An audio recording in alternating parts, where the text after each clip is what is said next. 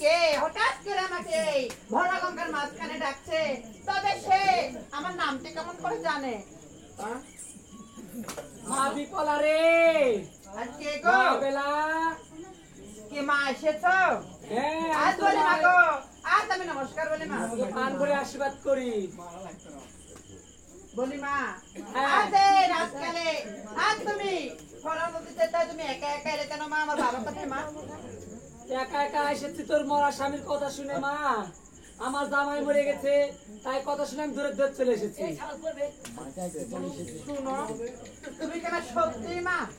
হ্যাঁ, তোর আমি আপন মা হই মা। দেখেছো, মা হই মা।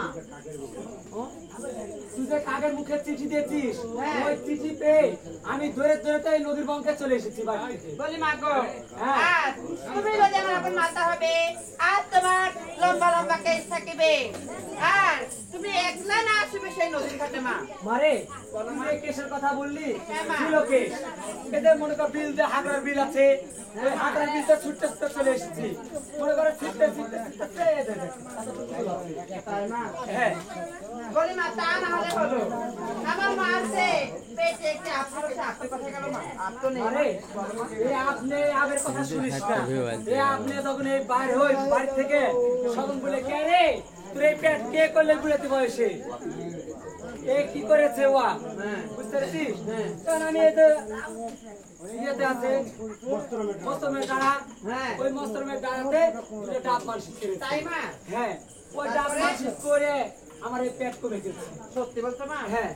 আমি সেটাও বিশ্বাস করলাম, কিন্তু আরেকটি কথা যে মা, আরেকটা কি কথা মা? আজ তোমার পিঠে যে তিনটে আমার বাবা বেতের বাড়ি মেরেছিল, সেই সেই তিনটি দাগ কোথায় গেল মা? মারে, এখন দুনিয়ার জিনিস বাইরে আছে। ওই মলম দিলেন মাই খাই মেখে বড় তো ডাক বিশ্বাস চলে গেছে। সত্যি মা? হ্যাঁ। বলি মা গো, আজ আমি যখন ছোট ছিলাম তোমার তো মারে, একটু দুধ খেয়ে যা মা। আয় মা, একটু দুধ খেয়ে দে। বলি মা, কট করছে রে মা। বলি মা গো, আজ দেখো মা, আমি কি সেই ছোট আছি, সেই তুমি আমাকে দুধ খাওয়ার জন্য ডাকছো গো মা? বল মা। বলি মা গো, আজ তুমি আমাকে হঠাৎ করে সেই গঙ্গার মাঝে দুধ খাওয়ার জন্য ডাকছো, আমি কি সেই ছোট বাচ্চা মেয়ে আছি গো মা, সেই তুমি আমাকে দুধ খাওয়ার জন্য ডাকছো? মারে, একটু খেয়ে দে তো।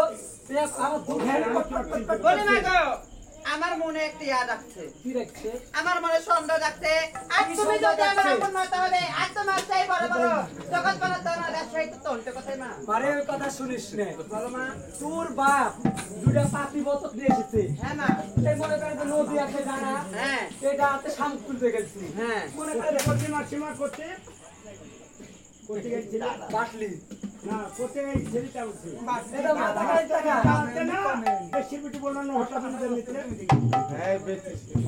করেন না। এই এটা তুমি খারাপ। খালি মুখ খারাপ। এটা মাথায় শামুক তুলছি। তুলছো? এই শামুক তুলতে হইতে দুইটা যে পায়ে পানে ঝুঁক আছে। হ্যাঁ, ঝুঁক। এই ঝুঁক যে লাগেছে দুইটা। মসজিদ। হ্যাঁ। হ্যাঁ, তারপরে মনে করে দুইটা পা থেকে। দুধে যদি ঝুঁক লাগে, দুধ খেয়ে লাগে না।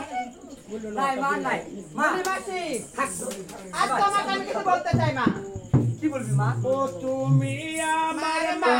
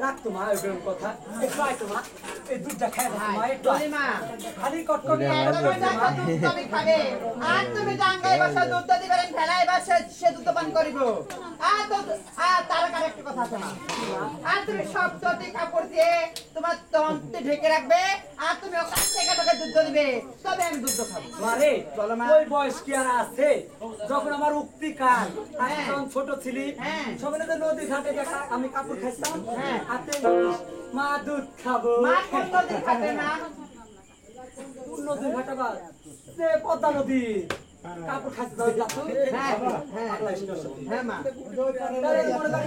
দুধে পাতি তুই তাই মা হ্যাঁ কিছু খাতিস সত্যি মা রহিম করে বলে মা গো আর তো বলবা আনছে বলে মা গো আর দেখো তোমার নালে কাম হলো তাইলে তুমি আমাদের তিনজন মাতা হবে আর তুমি ডাঙ্গায় বসে শব্দ বলার কাপড় দিয়ে তোমার দন থেকে আমাকে দুধ দিবে আমি ফেলাই বসে পান করবো মা মারে ওই বয়স কি আছে যে সত্য কাপড় দিয়ে তোদের দুধ করে খাওয়াবো আগে যখন আমার উক্তির বয়স মনে করো এখান থেকে ত্রিপল মাত্র ভারতের যে পিঠা সেবন না এমন করা যাবে না আমার বাবার মুখে জানা তো না বলে মা গো আর দেখতে বাচ্চা তো এসে বড় গঙ্গার মাঝে কে করে দেখছো না জল দেখছো আই রাখতো মা তুই চল আসিস তো একটু দুধটা খেয়ে যাতো মা আই তো আর দেখো মা আর তুমি আমাকে যদি ডাঙ্গায় বসে দুধ দিতে পারো তবে আমি দুধ পান করবো না লে মা এই তো বই হাত দেবো আমি 7 দিন ধরে স্নান করিনি তাই না ওই জল থেকে আমার ভয় লাগছে মা ওরা কে রে ভেলার ফুল কেন তোমার জামাই ওই যে লড়ে উঠেছে দেখ তাই মা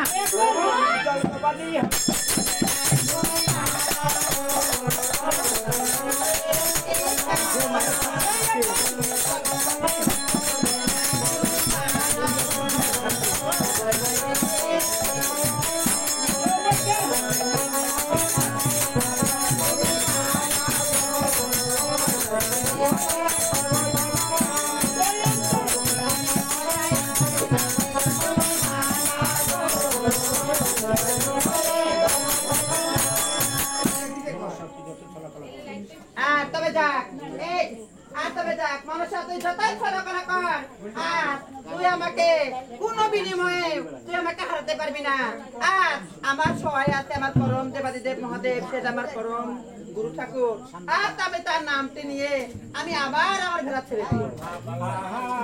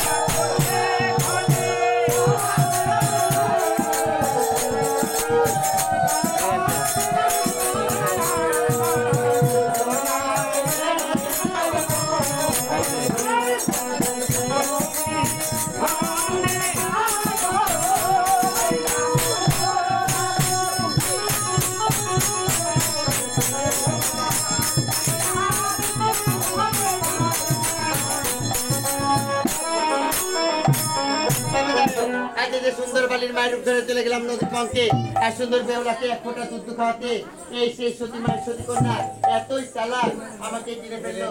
আসলে আমি কত মানুষটা তাকে অস্তুতি করার জন্য এসেছি, তাই আমি আবার দুদিন চলে যাবো আমার ন্যাত দিদির বাড়ি।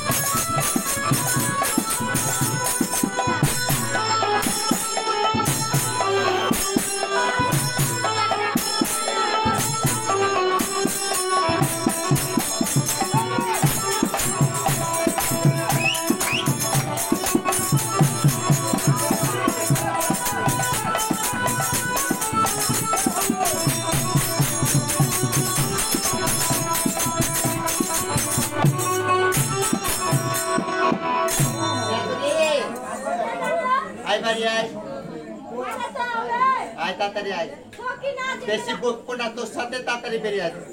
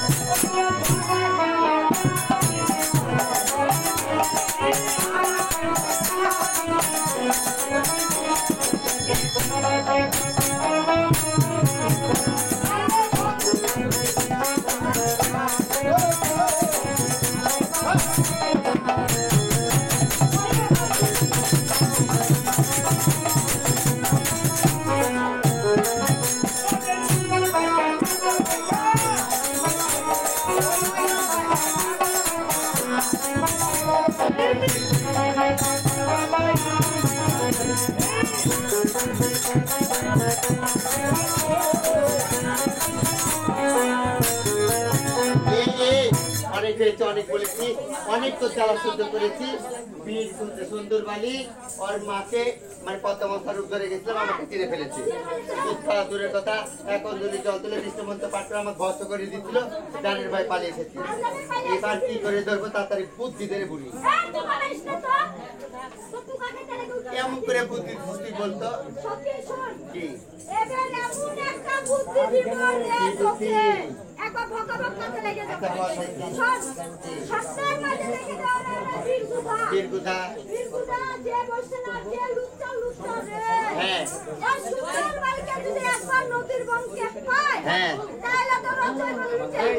আর এই বিরুদ্ধা যে ফাটা ফাটা যে নারীকে দেখেন সে নারীকে ঘরে ঘরে করছে তার চলে গেলাম।